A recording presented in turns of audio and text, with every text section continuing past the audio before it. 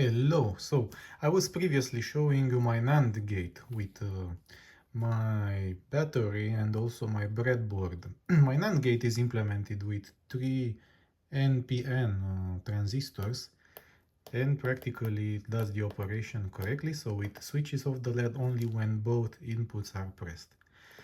And I was also showing you how can I read the input right on my PicoCalc. Okay, but let's go a bit further right now. So I would like to do something else. Practically, the idea is to power on the circuit directly from the PicoCalc. So what I will do, I will connect to the 3 volts and also the null to the ground right here. And the LED should be on again. And the functionality preserved. And it should also be able to read the input. So right now it's 1. Let's switch off the LED. It's 0. Perfect.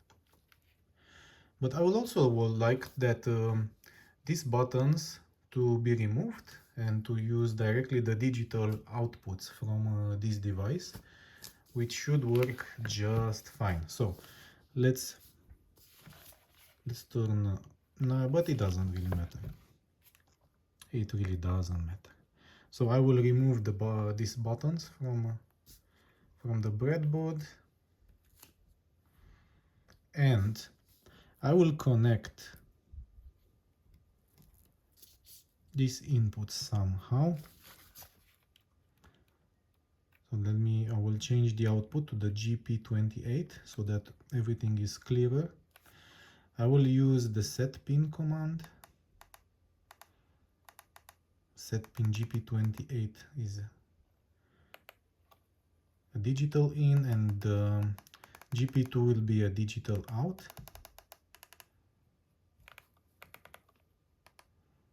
Okay. Then this wire will come to the GP2, which will be the first one after the power. And then also I've got this one, the green wire, which will go to the GP3. And I'll also need to set up the GP3 as a D out.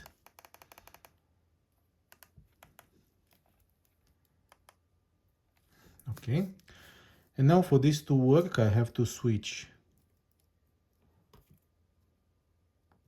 to the on the breadboard. Okay.